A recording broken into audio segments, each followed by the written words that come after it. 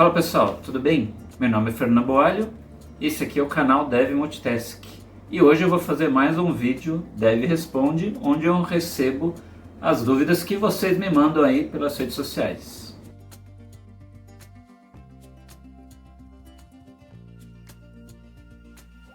Bom, no canal aqui, né, além de eu responder essas dúvidas, né, eu também tenho aí umas playlists que eu falo, dou umas dicas de carreira, né, também.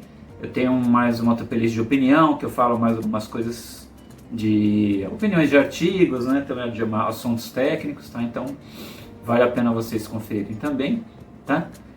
E agora eu vou responder, tá? Eu vou olhar aqui algumas perguntas aí que eu recebi pelas redes sociais. Se você não me segue, tá? Eu vou deixar os links aqui para vocês me seguirem, tá? Pode me mandar as dúvidas por lá, que aí eu tento, talvez até responda ali por ali de maneira mais breve, mas eu respondo aqui de uma maneira mais elaborada, né? Assim, para todo mundo poder aproveitar, né? E, bom, de certa forma, assim, não sei se vocês já ouviram falar daquele ditado, né, que fala que o diabo é sábio porque ele é velho, né? Então, eu acho que isso aí é bem o meu caso, né, assim.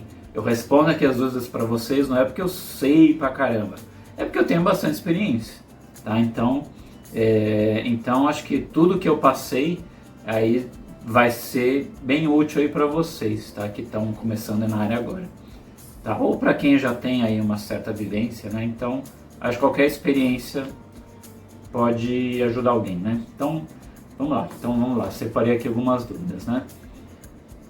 Então, a primeira que está assim: eu já sou dev, né? Eu preciso fazer faculdade, tá? Aí, gente, assim, isso é uma coisa muito particular, tá? E com quem você conversar, tá? Você vai, é bem até fácil você perceber a opinião da pessoa, tá? Normalmente, se você perguntar para uma pessoa como eu, que eu vim da área acadêmica, tá? Eu vou falar para a pessoa fazer faculdade. Se você falar com uma pessoa que não veio da área acadêmica, provavelmente ela vai falar que não precisa, tá? Isso não é regra, mas é o que eu notei na maioria das pessoas, tá? Você vai achar um ou outro que fez faculdade e vai falar que não precisa. Você vai achar também alguém que não fez faculdade, mas vai falar assim, mas seria bom fazer, né, tal. Então eu acho que no geral, eu acho que fica a seu critério. Eu acho que isso é uma pergunta que não tem uma resposta exata, mas se você perguntar o que eu acho que sim, você deveria fazer uma faculdade. Tá, que eu acho que tem uma parte conceitual que é sempre bem importante de você saber, né, que ela complementa, assim, ela até explica melhor as coisas que você faz, né? Muitas coisas você faz e você simplesmente aceita que elas funcionam, né, mas elas têm tem um motivo, né, porque isso acontece, e tem uma maneira de você se aprofundar. E a faculdade seria um caso para isso, né? Para você se aprofundar e talvez até seguir para essa área de pesquisa, né? Enfim, né? Agora, outra coisa assim, que pensar em vantagens e desvantagens, tá? Eu já trabalhei com gente muito boa, tá? Que tinha faculdade, que não tinha faculdade. Eu não acho que é assim um baita diferencial. Eu acho que pode ser um diferencial em alguns casos, tá? Mas no meu caso, a experiência que eu tive, eu já trabalhei com gente muito boa, excelente, que nunca pisou numa faculdade, né? Então, isso não é regra também, tá? E também já trabalhei com gente de faculdade que não era lá muito boa, tá? Então, eu acho que talvez valha a pena também comentar, né, que assim, se você vai tá pensando em lá na frente, talvez deixar dessa área de desenvolvimento, de lidar tanto com código e ir para a parte de gestão, né? Parte de liderança, gestão. Aí eu já vi algumas empresas, tá? Elas exigirem faculdade para quem for nessa parte de gestão, tá? Eu não sei se isso ainda é uma realidade, tá? Se você souber, comenta aí. Mas assim, eu já nas empresas que eu trabalhei, eu conheci pelo menos, ou até assim de colegas, né, de alguns casos de gente que teve que correr atrás de faculdade, assim, porque sem faculdade ele não conseguia subir no cargo de gestão, tá? Então isso eu já vi acontecer. Eu não sei se ainda acontece hoje. Então é isso. Tá. A outra pergunta que eu já recebi: qual banco de dados eu devo aprender? Tá? Essa é uma pergunta interessante, né?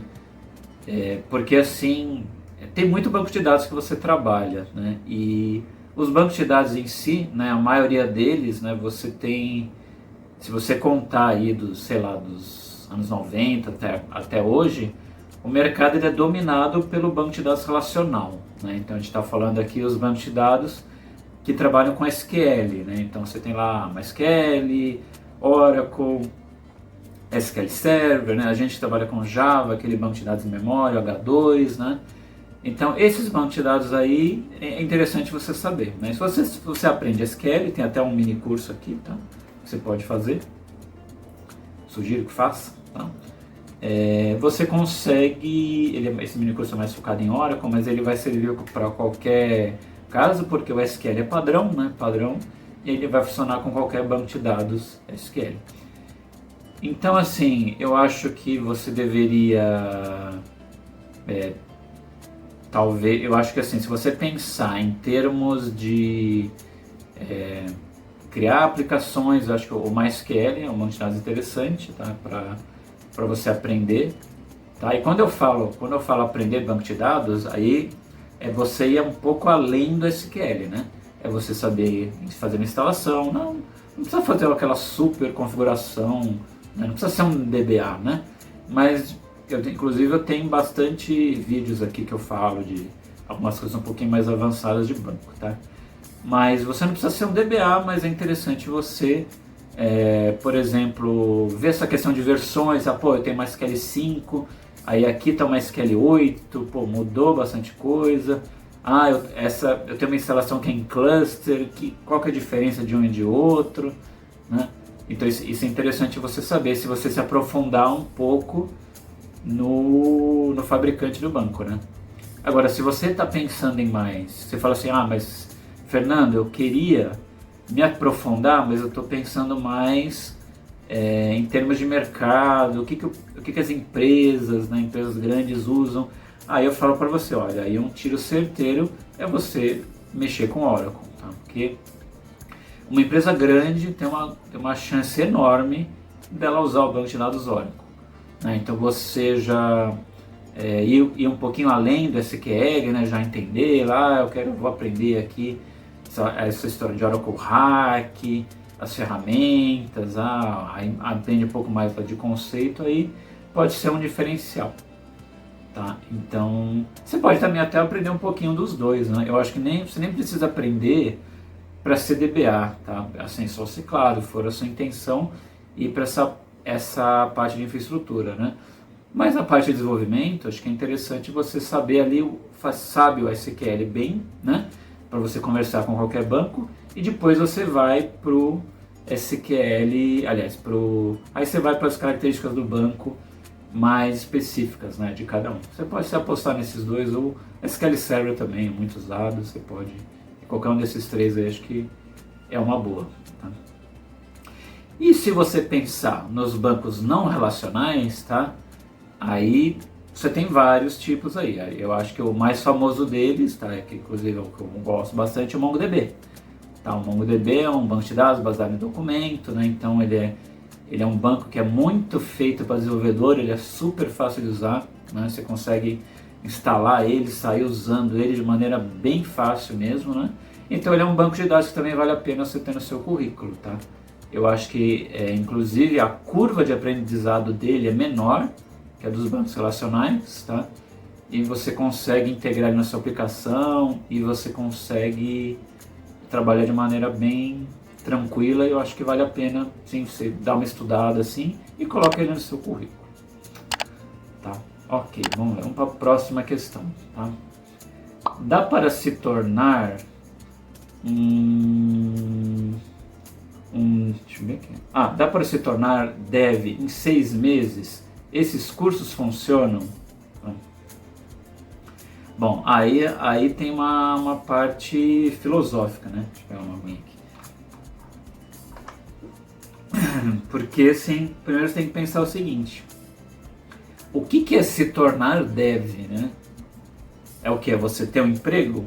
Aí eu tenho emprego e me tornei dev? Ou, não, eu fiz um sistema. Então, quando eu fiz um sistema de ponta a ponta, do começo ao fim, então eu virei um dev? Ou então, quando eu consegui dominar uma linguagem no front-end, uma linguagem back-end, aí eu virei dev? Então, não sei. Aí o que é? É difícil, né? Uma pergunta que você pode ter várias interpretações aí. Tá?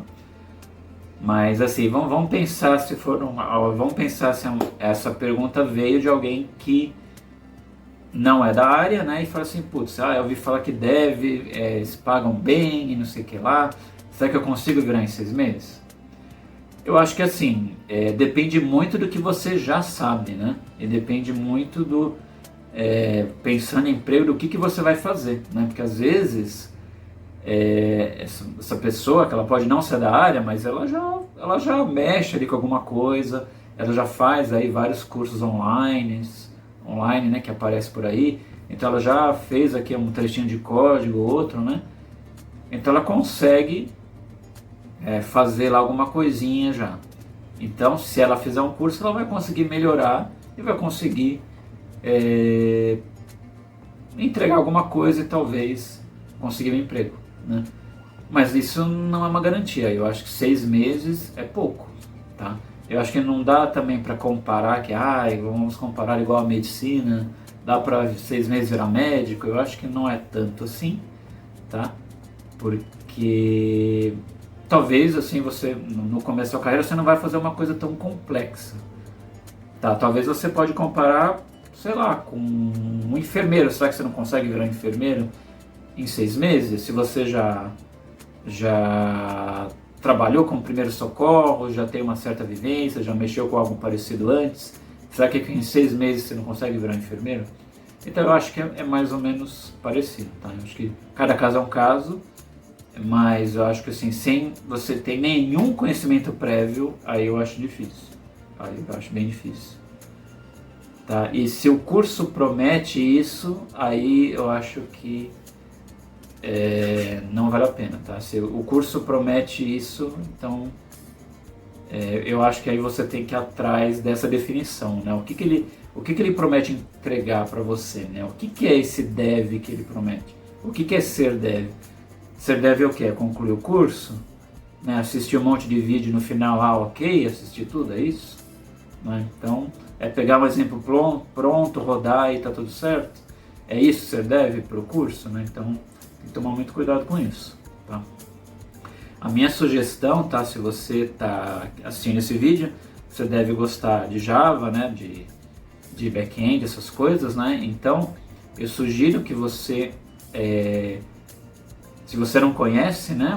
O projeto lá do Java Ring, né? Que tem uma série de canais que são profissionais que trabalham com Java e que tem um monte de curso lá.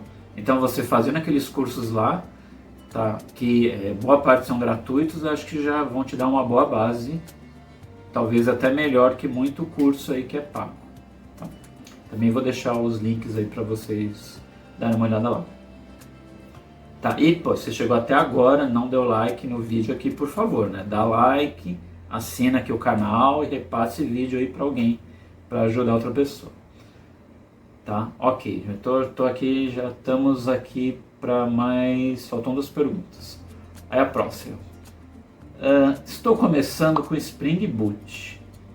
Pego sempre a última versão ou estudo as anteriores também? Tá? Essa é uma pergunta interessante, né? Olha, a minha sugestão é a seguinte: se você está começando a estudar, você começa pela última versão, tá? Então você pega, agora estamos aqui na 3.2, tá? Que já é baseado com Java 17, então começa com ela, tá? Para você ter uma boa base, como é que eu faço segurança de API, como é que eu faço integrações, vai estudando, tá? Se você chegou num patamar que falou assim, já está legal, já tem uma boa base de Spring, então eu acho que vale a pena você dar uma olhada nas versões anteriores, tá? Mas não gasta muito tempo com isso. Mas vale a pena, por quê? Se você está procurando emprego, né? Nessa parte de back-end, é comum você ter que migrar, né? Sistemas antigos, tá? E assim, o Spring Boot ele já está aí já há um tempinho. Então talvez você ache aí as versões 1.5 rodando, versão 2 rodando, né, que elas precisam ser migradas aí para 3. Então você ter esse conhecimento de como era antes, aí ele ajuda nesses casos aí de migração, tá? Não que hoje você vai construir uma aplicação numa versão antiga, tá? Provavelmente não. Eu acho muito difícil isso acontecer, tá? Mas ele vai te ajudar nessa parte de migração, né? Para você migrar algo que existe, né, para versão atual, tá? Então, um exemplo aqui para vocês. Essa última versão do Spring Boot, né, da 3 na verdade, né, ela passou a usar a especificação mais nova do Jakarta EE. Então aqueles imports lá que você tinha do JPA, por exemplo, do Entity, né, então ele mudou lá de JavaX, né, para Jakarta, né. E interessante que até outro dia eu estava dando uma olhada você acha artigos na internet de gente que teve esse problema. Aí o que ela faz? Ela importa a biblioteca antiga. Ela fala assim, se eu peguei um projeto aqui, aí eu fui migrar, aí ele importa o Jakarta antigo para resolver o problema do import, né? Quer dizer, então faltou ler ali um pouquinho do Migration Guide, né? Então eu acho que para você essa informação ela pode ser valiosa sim, tá? Eu só acho que você não deve perder muito tempo, investir muito tempo estudando a versão anterior, mas eu acho que aquele Migration Guide ali, acho que vale a pena você ver o que mudou, assim, acho que vale a pena. Então, o que você pode fazer para treinar, tá? Vou deixar uma dica aí, né? Vocês devem saber que eu tenho alguns vídeos publicados, né, pela Casa do Código, né? Um deles é o de Spring Boot, né? E tá lá no meu GitHub. E ali eu mantenho todas as versões, né? Conforme eu fui atualizando o livro. Então você tem as versões antigas lá, né? Você pode usar, tem vários projetos lá. Você pode usar para treinar, né? Você quer migrar de um para outro, tá? Um exemplo aí que você pode fazer, um exercício interessante, né? Para você fazer de migração, Spring Boot. Tá? E a última pergunta, tá? Por que é muito difícil conseguir a primeira vaga para trabalhar com programação, né? Essa é uma pergunta interessante também. Eu assim, mas é difícil também responder, né? Assim, acho que não tem uma resposta certa, né? Eu posso tentar aqui pensar um pouco para responder, né? O que eu acho, né? Eu acho que é pelo seguinte, eu acho que assim, as empresas, se a gente pensar em empresas de maneira geral, né, de tecnologia, né, o nosso mercado, a gente tem as empresas grandes, né, mas eu acho que se você juntar todos os desenvolvedores, né, a maioria, os desenvolvedores, eles vão trabalhar em empresas médias e pequenas, né.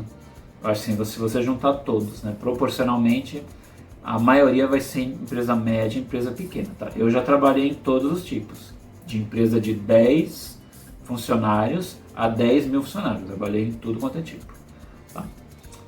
Então, eu acredito que assim, como a maioria são as empresas médias e pequenas, elas vão pelo caminho mais fácil, tá? Então, qual que é o caminho mais fácil? Você tem alguém que a pessoa está no 3º ano de faculdade, por exemplo, tá? Ou você tem uma pessoa que ela já tem 2 anos de experiência em outro lugar e está querendo uma vaga. E você tem alguém que não sabe nada, mas está super interessado no assunto, tal, dedicado a estudar, mas não sabe nada. O que a empresa vai fazer? Né? Aí assim, o que eu acredito? Né? Acredito que a maioria dessas pequenas e médias empresas, tá, as grandes também, né? Tá, não falando por todas, mas eu acredito, é uma opinião minha, que a maioria provavelmente ela não vai investir na pessoa. ela vai pelo caminho mais fácil, que é o quê? Pegar a pessoa que já está capacitada. Tá? Aí assim, mas isso não é certo, enfim, aí acho que eu não posso julgar se é certo ou não, né? Mas acredito que seria interessante por isso que existem esses programas de estágio, né? Que na verdade a empresa ela investe assim na pessoa, né? No estagiário ali, para ensinando lá algumas coisas, mas na verdade ela investe para depois colher esse retorno, né? Quando o estagiário começar a trabalhar, e aí ele vai começar a dar um retorno para a empresa. É uma troca aí que acontece, né? Mas tem muita empresa que não está interessada em fazer essa troca, né? Então ela prefere o que? Ela não quer contratar estagiário, não abre, né, essa primeira vaga, né, de programação. Ela prefere o quê? Pega um cara que já tem 2 anos de experiência, tá? Aí vai lá, porque aí não preciso gastar com treinamento, a pessoa já está pronta, né? Então é isso que acontece, tá? Então eu acredito que seja esse o motivo, né? Então, porque as empresas acabam optando pelo caminho mais fácil, né? Que é não ter essa preocupação de treinamento, né? Porque o que pode acontecer? Às vezes a empresa vai lá, investe, né, no treinamento, e aí depois, sei lá, de uns 6 meses que a pessoa foi treinada, ela pega e muda de emprego, né? Ela muda de emprego indo para uma outra empresa que justamente usou esse critério que eu acabei de falar. Pega alguém aí que já tem treinamento, já tem uma pequena experiência, do que alguém que não sabe nada, né? E aí paga um pouquinho mais, né? Pode acontecer. Então, varia muito de empresa para empresa. O que eu sei, assim, que felizmente existem, eu sei que é difícil, eu sei que não é fácil, mas assim, existem empresas que sim, elas têm investido nessa parte de estágio, de treinamento, né? Então elas, principalmente empresas assim que não são, não tem assim um perfil muito comum, né? São um pouquinho, por exemplo, empresa de segurança é um exemplo, né? Que aí não tem aquele foco em desenvolvimento, né? Uma coisa um pouco diferente do mercado. Aí algumas empresas assim, elas costumam às vezes oferecer treinamento, né? Aí capacita a pessoa, aí depois essa pessoa consegue ir lá em cliente e trabalhar. Então é isso. Bom, então é isso aí que eu tenho a falar para vocês, tá? Se vocês tiverem mais alguma dúvida, por favor me mandem, que eu vou juntando aqui, fazendo mais vídeos, tá? E respondendo vocês, tá? Beleza, gente? Um abraço aí, até a próxima.